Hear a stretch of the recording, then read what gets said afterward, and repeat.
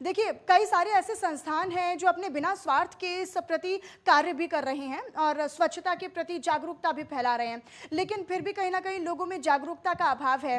आपको क्या समझ में आता है, इसका असर आने वाली पीढ़ियों पर कितना पड़ेगा अगर इस पर अभी से ही नियंत्रण नहीं किया गया, अभी से ही इस पर रोक नहीं लगाई गई तो? देखिए मनीषा जी, बिल्कुल इसमें तो कोई शक नहीं कि आने वाली पीढ़ियों को जो आज जो कर रहे हैं उसका हर्जाना आने वाली पीढ़ियों को जो है भुगतना पड़ेगा।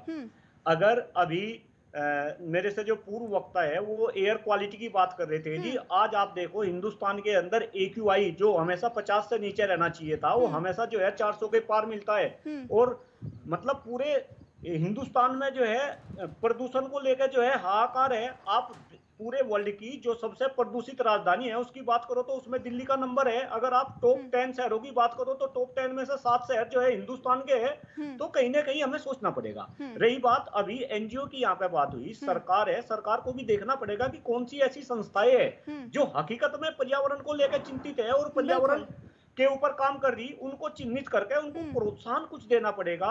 ये सरकार का काम है। अभी कल्याण जी ने बहुत अच्छी बात कही कि भाई सरकार को ऐसे रूल्स एंड रेगुलेशन बनाने पड़ेंगे। यहाँ पे मैं एक बात और जोड़ दूं, सरकार रूल्स एंड रेगुलेशन तो बनाती है लेकिन उन रूल्स एंड रेगुलेशंस को हम लोग आम नागरिक अच्छे से फॉलो करें और अगर कोई फॉलो नहीं करता तो उसको जो है दंडित कराया जाए। ये प्रशासन का काम है कि जो भी रूल्स एंड रेगुलेशंस है उनको प्रॉपरली फॉलो करा जाए।